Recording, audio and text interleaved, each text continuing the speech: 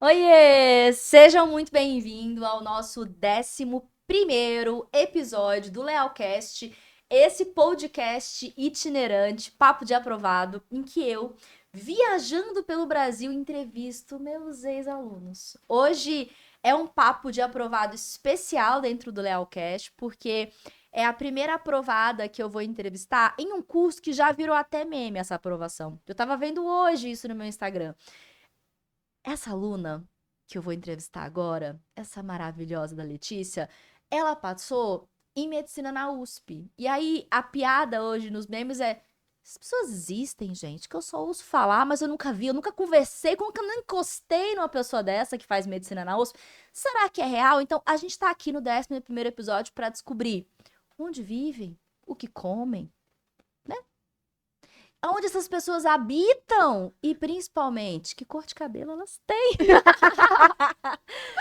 Ai, meu Letícia, Deus. seja muito Muito bem-vinda. obrigada. Tem essa mística, não tem? Nossa. Será que essas pessoas existem? Será que elas existem? Deixa eu pegar. Existe! E não só existe. Você acabou de me contar agora, antes da gente começar, eu não sabia, tá? Teve uma história de que não foi só uma vez que você passou? Oh, meu Deus. Conta pra todo mundo. Oi, eu sou Letícia. Eu fui aprovada em medicina na USP de Pinheiros, na USP de Ribeirão Preto, na UFG em segundo lugar e na UFO. Posso ir embora já. Oh, meu O que é Deus. sobre zerar o game, não é mesmo? Letícia, muito, muito, muito feliz por você. Muito obrigada. Uma trajetória linda e que a gente descobriu agora, né? Você já sabia, mas eu não lembrava, porque o seu cabelo não era rosa. E o cabelo rosa eu lembro bem. Ele é. Ele é marcante. Eu brinco com a Letícia que a gente sempre faz foto das minhas palestras, os treinamentos e tal. E aí toda vez que eu levava um fotógrafo pra fazer as fotos nas palestras que a Letícia tava, só dava ela nas fotos, porque é linda, belíssima, fotogênica, com esse cabelo rosa. Então, assim, até hoje, dependendo de qual for o post que a gente for fazer, que Teremos for um falar cabelo sobre rosa. palestra, vai estar lá. Um cabelo Um rosa. cabelo rosa, que tá sempre ela. E você me contou agora há pouco, eu não sabia, não lembrava, não tinha contado uma coisa a outra, que você não me conheceu no ensino médio. Porque Não. você usou o método Leal durante todo o ensino médio, mas você me conheceu antes. Conta essa história. Sim, eu não sou de Goiânia, eu sou do interior quase Goiânia, eu sou de Aparecida, aqui do ladinho. E eu tive a oportunidade no colégio que eu estudava, no nono ano, de assistir uma palestra da Fê. Acreditei na época? Claro Não. que não. Lógico que não. Eu falei, serviu pra nada, né? Pra nenhuma. Acredito, lógico que não. O que você Eu, pensou na época, Letícia? Vai, pode falar a verdade. Eu faço terapia, tá tudo bem. eu olhei, eu sentei assim, gente, podia estar na aula de matemática, tava rendendo mais. Aí eu sentei assim, porque na época eu uma pequena pirilampa, achei que se eu lesse o livro, eu vou sentar com o meu livrinho de matemática na mão, vou ler o livro e vou aprender. Porque basta ler, não é Basta ler o mesmo? livro, não é mesmo? Eu pensei, aí eu sentei, aí eu saí da palestra, ah, não, não gostei, cansei. Aí depois de uns dias voltou Fernanda no colégio, Insistente eu, né? insistente, com o mesmo joelho machucado, parecendo o Dr. House. Nossa, foi daquela Foi da época. época do Dr. House. Nossa, corta esse momento. Eu andando, eu caí e eu tive uma lesão no joelho muscular que, tipo, rompi a musculatura do joelho. O caos. E Triste. eu acho que eu fiquei 6 meses quase, com a perna, tipo, imobilizada e andando de bengala. Era mais ou menos um É, Dr. House mesmo. Que situação. Mas, nem lembrava disso. Parece que foi outra vida, mas não foi, né? No é, caso. 5 anos atrás. 5 anos atrás. Aí, depois de um tempo, depois de muita insistência do pessoal do meu colégio, que eu comecei a dar uma chance pro método e pra Fê. E depois reencontrei ela em outro lugar, outra oportunidade, 2 anos depois, no meio da pandemia, Em outro em colégio. outro colégio. Mas eu conheci ela no nono ano, pequenininha. Foi, cara, no nono ano, que loucura. E aí a aplicação mesmo, não é? Então, você descobriu que existia um mundo diferente ali no nono ano. E é muito engraçado isso, né, Letícia? Porque no começo, e eu falo isso sempre, A maior ilusão do conhecimento não é... A maior... Gente, a louca. O maior inimigo, quase que eu esqueci, agora voltou. O maior inimigo do conhecimento não é a ignorância. O maior inimigo do conhecimento é a ilusão de conhecimento. É achar que sabe. É achar que sabe, né? E o aluno do nono ano, ele tem certeza que ele sabe de tudo, porque ele é o grandão, né? Eu tô no topo da cadeia alimentar ali, no Fundamental 2, e se eu acho, enquanto estudante, que estudar é só sentar a bunda na cadeira e estudar, que estudar é só uma questão de leitura, e é o que me ensinam. E no fundo, eu acho que eu nunca tentei de verdade, porque tem essa cabeça, não tem? Eu nunca estudei de verdade. Todo aluno de terceiro ano fala isso. Porque eu não tentei. Isso. Se eu tentasse, eu dava conta. Eu nunca fiz, porque eu nunca quis. É só uma questão de querer, é uma questão de força de vontade. É, porque eu não quis mesmo. Essas ideias, elas perpetuam, né? E aí acaba afastando o aluno de uma técnica, de uma estratégia. Até porque... E é muito comum que aconteça isso comigo, né? Que o aluno, quando assiste uma palestra minha, uma live, seja como for, é a primeira vez que ele vê alguém falando disso daquela forma. E aí a primeira coisa não é acreditar. São poucos, tá? Eu vou dizer que uns 25% acreditam de cara. De primeira. Não é? Os outros 75% olham com uma cara, tipo... Primeiro que tem coisa que eu falo que parece que é boa demais pra ser verdade, porque aí eu começo a falar que pode descansar, tem que dormir. Você fala, mano, quem que é essa maluca falando que pode dormir? Não, tem que se matar de estudar. Pode fazer atividade física. Que loucura, né? É um absurdo. Imagina eu liberar a atividade física, eu sou muito boazinha. Tá errada. Passar a mão na cabeça. Isso. Não. E eu ganhei essa fama, né? Os meninos brincam e me chamam de mentora fofa. Tá. Aí, ó, tá vendo? Uma princesa. Essa fama, não sei quem ela me precede, mas é por conta desse tipo de orientação. Aí você começou a adotar mesmo o método Leal no segundo ano. Como é que foi? Então, eu estudava num colégio, como eu já falei, eu sou de Aparecida, e eu sempre fui uma aluna que eu gostava de ter validação acadêmica, assim, sabe? Acho que a minha maior validação era a validação acadêmica. Adorava chegar em casa com o boletim, mostrar pra mamãe, cheio de 10. Estudei pra prova? Não, eu li o conteúdo antes, tinha uma memória boa, decorei, até fiz a prova, tirei 10. Era só isso que eu fazia. Esse era o meu estudar. Mas no colégio em que eu estava, eu me achava a rainha da cocada. Não, sou muito foda. Sou muito foda, porque aqui eu só tiro 10, medalhinha de primeiro lugar da turma. Aí tá, resolvi que eu queria estudar pra fazer USP. Saí de Aparecida, fui estudar em Goiânia. Aí chego eu em Goiânia, me deparo com o terceiro ano. O segundo ano, na verdade.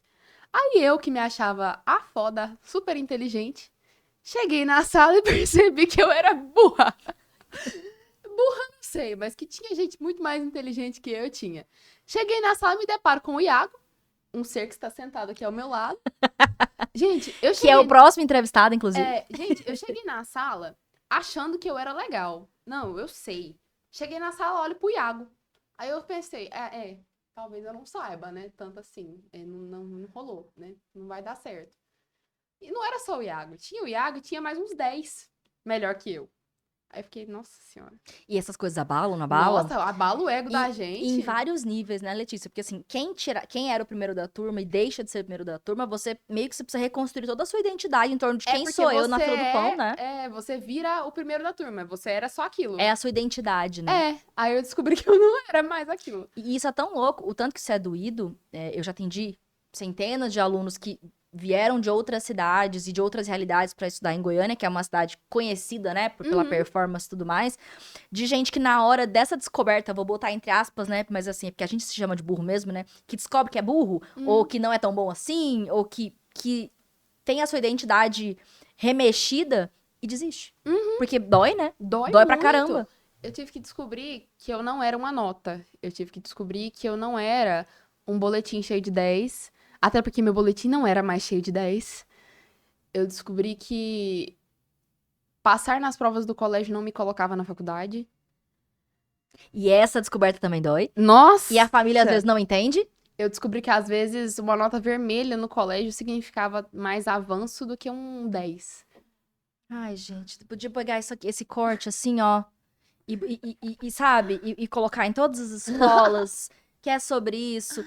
Que o fato de você tirar 10, uma notinha bonitinha na prova, que o professor mesmo que o professor que deu a prova corrigiu e E você estudou na véspera não significa que aquele conteúdo vai estar na sua cabeça na hora de fazer um Enem vestibular. Sim, isso aconteceu no meu terceiro ano no colégio. Por exemplo, de fazer uma prova de matemática. Matemática sempre foi minha matéria preferida. Eu fiz uma prova de matemática e eu zerei a prova. A prova tinha 10 questões, eu zerei a prova. E isso eu já usava o método há um tempão. E, gente, como é que eu zerei a prova? Não é possível que eu errei 10 questões. Fui perguntar pro professor por que eu tinha zerado a prova. Isso chorando. Nunca tinha zerado a prova. Desesperada, né? Imagina. Chorando. Como que eu zerei a prova? Não sei o quê. Eu tinha zerado a prova porque eu não tinha escrito as contas. Eu sabia as respostas estavam certas, eu não tinha escrito as contas na prova. E aí foi nessa hora que eu percebi que as notas boas no colégio não me colocavam na faculdade. Caramba. Eles não iam exigir contas escritas num papel de mim, eles iam exigir que eu soubesse fazê-las. E aí, quando eu troquei de colégio, que eu percebi que eu não era as minhas notas e que eu precisava arrumar um jeito de ser eu e, ao mesmo tempo, chegar onde eu queria chegar, eu comecei a usar o método. E comecei aos poucos, assim. Eu comecei fazendo planner. Eu tenho todos os meus planners. Todos. Sério? Todos. Manda foto. Eu adoro, eu Mando. guardo, tá? As fotos de Eu tenho uma planner. pilha, assim, ó, pilha de planner. E no começo eu gostava de fazer, tipo, de marca-texto colorido, de Aham. frufru e de rosa. Nossa, era tudo bonitinho. Aí escrevia o nominho, caligrafia mais linda. E eu comecei nisso, planejando todo dia. E quando eu aprendi a fazer, eu começava no motivo de orgulho, motivo de gratidão. Aí tinha dia que eu não tinha nenhum dos dois, nem de gratidão, nem de orgulho. Eu queria rabiscar, mas aí eu inventava um. E eu comecei planejando tudo, tipo, aos pouquinhos mesmo. Hoje eu vou fazer exercício físico, vou fazer 10 questões de matemática, vou corrigir, vou fazer 10 questões de biologia. Aí, com o tempo, eu fui aprendendo mais ferramentas e fui aprendendo como adaptar elas para a minha realidade. Porque eu descobri que elas não eram engessadas. Exato. Que eu podia fazer elas caberem no que eu precisava e no que eu conseguia. Que eu não precisava ser uma máquina para fazer tudo. Aí eu fui conseguindo adaptar e fui descobrindo quais eram melhores para mim. E nisso, muitas e muitas palestras depois. Um ano doído de cursinho. E deu certo. Ah, isso é muito legal. Porque, assim, pra quem tá assistindo, mas não conhece o método, ainda não aplicou, a gente tem o planner, que é uma base da estrutura do método, e tudo começa com o hábito de registro e depois o hábito de planejamento.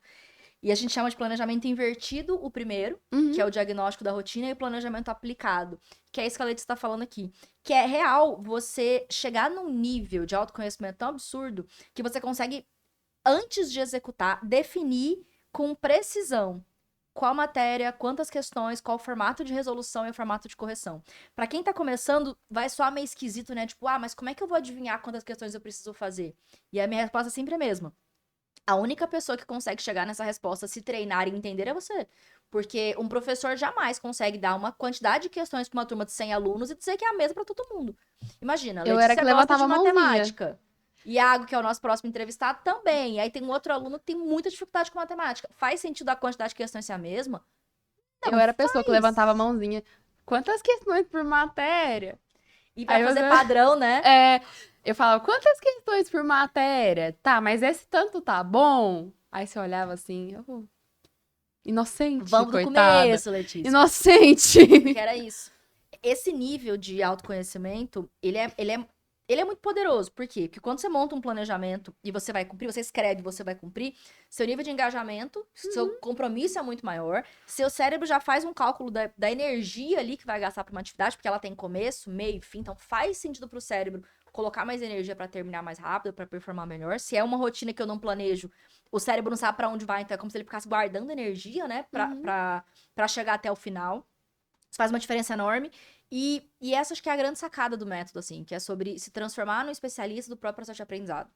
Porque é sobre isso, é isso que você falou, que eu achei muito bonito, que, tipo, começa com as técnicas, com planejamento, com orgulho e gratidão, que é a psicologia positiva aplicada ao método. E aí você chega a um ponto que você começa a derivar as estratégias e as ferramentas e começa a ter mais liberdade porque você tem segurança pra isso, né?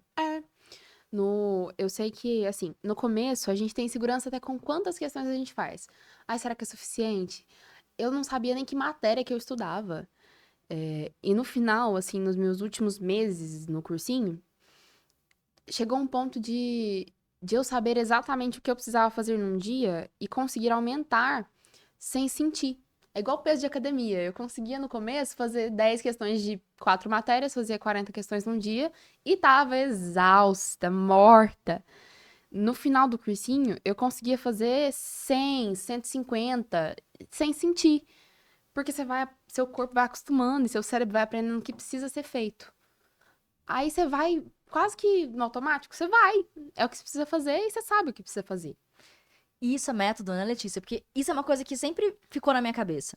Se a gente vai pra uma academia e 3 meses depois a gente tá fazendo menos coisa ou tá mais cansado, a gente nem vai Deu na ruim, academia. é. Deu ruim, não deu? Que não faz sentido, não. Eu vou pra academia porque eu vou melhorar a performance, vou conseguir pegar mais peso, vou fazer mais sequências, eu vou melhorar.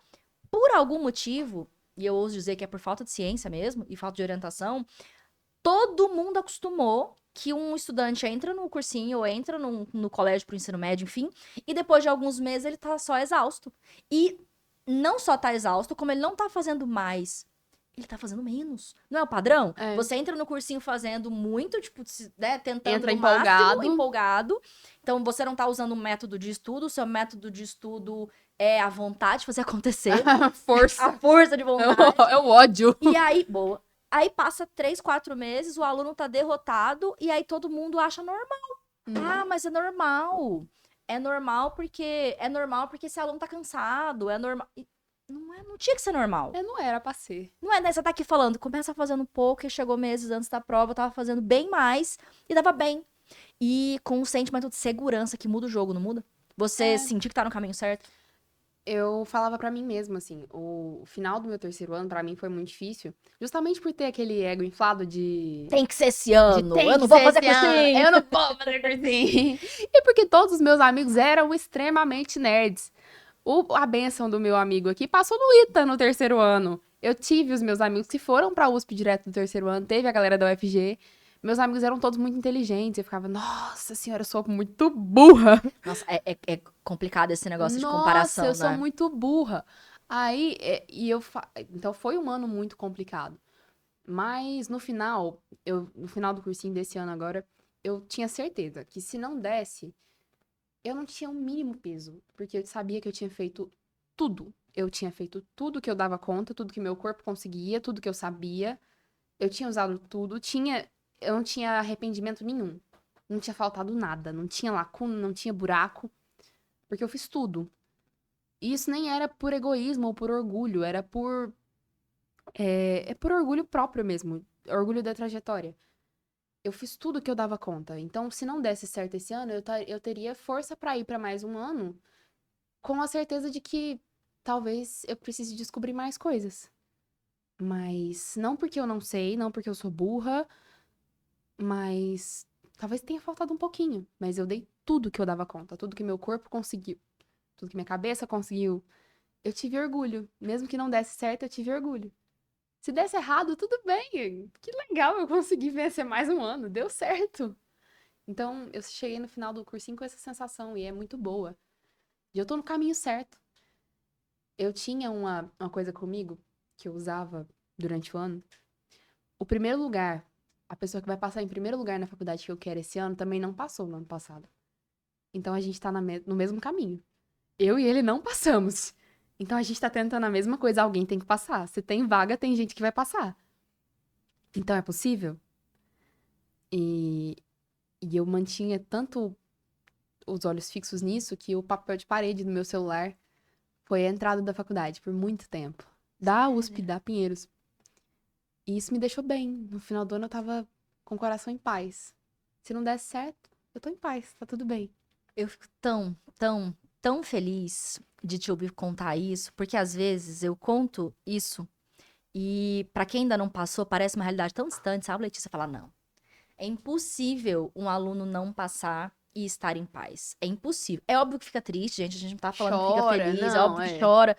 Mas assim, é porque eu vejo isso acontecer com a maioria dos nossos alunos. Tanto que a gente tem 2 caminhos dos nossos alunos da mentoria. Ou passa ou renova. E quando eu falo isso pra quem tá fora desse contexto, eu falo, mas por que alguém renovaria, né, um acompanhamento, um método, se a pessoa não passou? Porque ela tem tanta consciência de quais eram as regras do jogo, o que ela por que ela precisava fazer, qual era a responsabilidade dela, o que ela fez, o orgulho, né? Imagina, dentro das ferramentas tem um espaço para escrever motivo de orgulho todos os dias. Então, te ver falar, Letícia, que você sentiu orgulho de você depois que fez a prova, independente se você tinha passado ou não, aqui dentro, eu como mentora, como pessoa, eu fico, é isso, caralho! E não é nem sobre só, isso! não é nem só orgulho com questão de conteúdo ou de... É da vida, né? É orgulho de quem você se tornou no processo. Perfeito. É orgulho do quanto você aguentou, é orgulho de não ter desistido, é orgulho de ter continuado firme, de não ter ido pra outro caminho. É orgulho de você mesmo. Total. É, de ter batido a prova. Nossa, Eu fiz. eu fiz. Eu dei conta. Que é isso, né? É uma transformação. É uma transformação muito maior do que a aprovação em si, né? Eu brinco que das muitas mensagens que eu recebo, né, eu lembro de quando você manda uma mensagem falando que tinha passado Vai. na USP! E, obviamente, são mensagens lindas, mas tem uma mensagem, você me mandou essa mensagem, tem umas mensagens que eu recebo que são pós-prova, que é desse lugar que você me falou agora, que são as que conseguem mexer ainda mais comigo. Porque enquanto mentora, não tô no lugar da ansiedade que vocês estão, pra mim é muito claro que é uma questão de quando. Não é uma questão de se. Pra Quando você gente não, sabe, é. quando você sabe o que fazer, como eu falei, tá sendo orientado, não é uma questão de se um dia eu vou passar, não. Você vai passar. O ajuste agora é temporal, se é esse ano, se é daqui mais um ano, vamos ver esse ajuste. Qual que é a régua, qual que é a meta. Então, quando vocês me mandam mensagem assim de, não sei se vai dar, mas eu já tô feliz, eu fico, Ufa. tipo, sabe assim, trabalho concluído com sucesso, agora é uma questão de quando que vai chegar essa aprovação. Se você fosse olhar a sua trajetória, assim, e elencar as técnicas, as ferramentas, as coisas que você mais fez do método, principalmente pra quem já é aluno, que vai olhar e falar assim, também quero medicina, USP Pinheiros, e o que foi que essa menina fez dentro do método Leal? Você lembra, assim, de cabeça? Algumas técnicas? Eu não preciso nem me lembrar. Tem coisas que marcam a gente pra vida, assim. Eu usei quase tudo. No desespero, eu usei quase Eu tudo. amo. Mas, assim, tem uma que eu não me esqueço e que eu recomendo pra todo mundo que me pergunta. É a única coisa que eu falo, assim. Essa, pra mim, foi imprescindível. Eu acho que foi a que me pôs dentro da USP. O caderno de erros. Eu aprendi isso com você, não dei moral quando você falou. E dei moral quando um Clássico. amigo falou. Um amigo que também estudou com você. Que passou também na USP no ano passado. Que usou. E eu tinha esse ano, eu usei um caderno verde, eu lembro dele certinho, um caderno quadriculado verde desse tamanho. Eu levava esse caderno pro médico, levava na farmácia, levava no posto de gasolina, onde eu tinha 5 minutos eu lia esse bendito desse caderno. E na minha segunda fase da FUVEST caiu uma matéria que tava no começo desse caderno, que eu tinha aprendido em fevereiro, mas eu tinha decorada, porque eu li aquele caderno incansáveis vezes. Eu acho que se eu puder recomendar alguma coisa, assim, além, claro, do básico, né, de planejamento, de registro, o caderno, pra mim, foi a melhor coisa que eu fiz.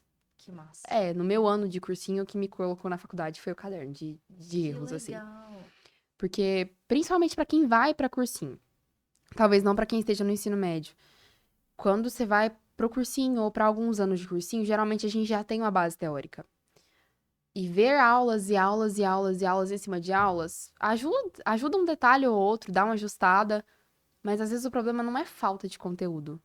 O problema é que é muito conteúdo e que a gente não conhece estratégia de prova.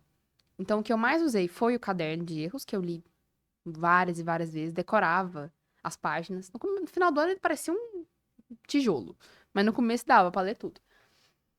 E fazer provas antigas. Eu estava conversando com a Carol, né, agorinha. Eu sabia desde o começo do ano que eu queria fazer USP. A USP tem duas formas de ingresso. Tem Enem e tem FUVEST. O Enem tinha 11 vagas, a FUVEST tinha 77. Pensei, talvez as 77 sejam mais fáceis. Tá maior, não é mesmo? Né? Se passar de 11 e passar de 77, vamos pela 77. Então, eu passei um ano, e isso foi muito engraçado. Passei um ano todo estudando para a FUVEST. Eu não estudei pro Enem, porque eu não tinha esperança de passar pelo Enem. Eu estudei para a FUVEST, fiz todas as provas da FUVEST de 2012 para 2024. E essa estratégia de fazer provas antigas foi o que eu mais usei. Eu fazia a prova, corrigia, colocava no caderno, lia o caderno. Fazia a prova, corrigia, colocava no caderno, lia o caderno. E nisso eu vi, no começo do ano eu não fazia o corte da primeira fase. Pra quem tá tentando o USP, sabe que É alto. às vezes o problema não é nem passar da segunda fase, o problema é passar pra segunda fase. Porque o corte da primeira fase é muito alto. Então o meu medo não era passar da segunda fase, era passar pra segunda fase. No começo do ano, o corte do ano passado foi, acho que 81. No começo do ano, eu fazia 75, 73. Lascou, não vai dar. E eu continuava fazendo prova, fazendo prova, fazendo prova. Aí quando deu em julho, agosto, eu fui vendo aumentar. Só fazendo isso, eu fui vendo aumentar. Eu, gente, tá dando certo esse Tá negócio. chegando. Tá chegando. Aí em agosto, setembro, eu comecei a fazer mais que o corte. Em todas as provas que eu fazia. Nossa! Eu comecei a finalmente ver uma luz, sabe? Pra alguém que acreditava que não ia rolar e começou a fazer mais que o corte, eu fiquei, não, eu fiz 83 questões na prova de 90. Nossa, eu ficava radiante, porque eu finalmente podia começar a estudar pra segunda fase. Então, pra mim, ter registro, usar o caderno de insights, acho que é assim que se chamava, né? O caderno de insights. E fazer provas antigas, foi o que eu mais usei. Maravilha, maravilha. É muito, muito, muito importante. A gente falou também sobre erro com a Carol, né? Que esse caderno de insights, e eu optei por dar um outro nome além do caderno de erros, porque o foco não é anotar o erro, né? O foco é anotar o que você aprendeu a partir do momento que você corrigiu aquele erro. E com todo um passo a passo, né? Lista de funil de correção, de técnica e tudo mais. Porque é justamente isso, é sobre fazer o cérebro entender aonde estava o gap e arquivar aquilo no lugar certo para que você consiga puxar depois. Sim. Maravilha. E o conteúdo é grande, mas não é infinito. O vestibular não vai criar questões novas com a matéria que você nunca viu. Você vai ter visto a matéria em algum lugar. Talvez você só não lembre. Então isso ajuda a pegar detalhes. Total. É uma fórmula que você não lembra, é um detalhezinho que você não lembra, é uma notinha de rodapé que eles colocam. Isso te ajuda a lembrar dessas coisas. Com certeza. E agora, antes da gente encerrar, eu quero muito saber sobre expectativa, porque eu sei que tem alguém que tá de mudança. É isso? Bom, eu tô muito animada. A gente tava falando com as meninas aqui que a felicidade do calor, ela tinha que ser encapsulada. Eu tô muito animada, muito feliz. É uma mudança muito grande, né? Pra quem morava Morava no no interior? interior, mora no interior até hoje e tô indo morar em São Paulo, no meio daquele tanto de gente, dá aquele medinho, aquele susto, mas a felicidade é muito maior. Eu tenho muita expectativa, assim, de poder continuar, de poder ir em lugares mais altos, em lugares mais longes, mais distantes, mais longe ficou esquisito. Não por mim, mas porque as pessoas que me acompanharam e que me apoiaram e que me seguraram até aqui merecem. A Letícia Pititiquinha merece, os meus pais merecem, os meus irmãos merecem. As pessoas que seguram a gente nesse processo merecem ver a gente chegando onde a gente sonha. Eu sonhei com isso a vida toda. Eu sonhei com isso desde que eu era uma criancinha. Não com a medicina. Eu não era a criança que queria ser médica. Eu queria fazer ciência. Eu sabia que eu queria fazer ciência, não sabia como. E eu pesquisei quando eu era criança que o único jeito de eu fazer ciência, não o único jeito, mas o jeito que mais me aproximaria de fazer ciência no Brasil, sem ter que sair do país, seria a USP. Então agora eu posso ir fazer ciência que nem eu queria quando eu era pequena. Todo mundo que, quando é criança, tem aqueles tubinhos de ensaio e aquelas coisinhas. Quando cresce e tem a oportunidade de viver o que sonhou, fica muito feliz, é um mundo novo, é muito bom. E que conselho você deixa pra quem também tem aí um sonho pela frente? Bom, um conselho que eu recebi e se hoje eu puder ajudar e passar pra frente, o que Marais Rosa uma vez escreveu, que o que a vida quer da gente é coragem. O que Deus quer é ver a gente aprendendo a ficar alegre a mais no meio da alegria e ainda mais alegre no meio da tristeza. O que a vida quer da gente é só coragem. Às vezes, com situações mais difíceis, com vidas mais complicadas, todo mundo vem de um lugar diferente. Mas somos todos humanos, todos com falhas, todos cansados, todos machucados pela vida. Mas o que ela espera da gente é coragem. É só coragem pra ir, pra continuar, é coragem pra olhar pra frente e pra ficar alegre. Alegre no meio da tristeza, porque a vida não para. A vida não para quando o vestibular não te aprova. A vida não para quando não é a faculdade do seu sonho ainda. A vida não para. O que ela espera da gente é continuar alegre, é continuar firme, é continuar tentando, mesmo que doa. Porque no meio do processo, mesmo com método, com apoio, mesmo com instrução, tem uma hora que só a gente pode fazer pela gente. Tem uma hora que os nossos professores que nos amam tanto não conseguem mais segurar a mão da gente. Tem uma hora que só a gente faz. E é aí que a vida exige coragem. Coragem pra olhar, principalmente pra nós mulheres. Coragem pra olhar e ver que o mundo é grande, mas talvez você seja um pouquinho maior. Os seus sonhos são tão grandes quanto o mundo. E vale a pena continuar. Tudo vale a pena. A dor vale a pena, o sofrimento vale a pena, o choro vale a pena, a lágrima vale a pena, tentar de novo vale a pena. Os dias que a gente é reprovado e chora e senta, valem a pena. Porque um dia chega. E a sorte acompanha os corajosos. Sua linda. Parabéns. Obrigada. Parabéns, parabéns. Boa viagem. Muito obrigada. Boa mudança. Muitíssimo obrigada. Segue mandando notícias. Mandarei. Viu? Mandarei fotinhas pra minha amiga Malu. Eu fiz uma amiga nova no dia do Ah, trote da UFG. verdade, verdade. Acho que eu nunca fui tão feliz. A Malu virou pra mim. Oi, tia. Você tá tão linda. Você quer ser minha amiga? Eu quero. Deixa eu ser sua amiga. Verdade. Eu vou mandar fotinhas pra minha amiga Malu. Mande. Dê notícias da USP Pinheiros. Darei notícia. Dê notícias. Tô muito feliz de conversar com você, muito feliz de saber que a nossa história começou antes do que eu achava que tinha começado. Ixi, tem tempo. Muito feliz. Eu espero que a sua história tenha inspirado quem assistiu, a quem ouviu esse episódio. E no próximo episódio, no 12º, a gente vai estar aqui com um amigo. Meu amigo. Da Letícia. E vamos fazer o mesmo rolê, vamos descobrir onde vive, o que comem, o que fazem, Eles as pessoas comem? que Eles passam. fazem? Será? O que acontece com essas pessoas que passam no ITA? Até o próximo episódio. Tchau.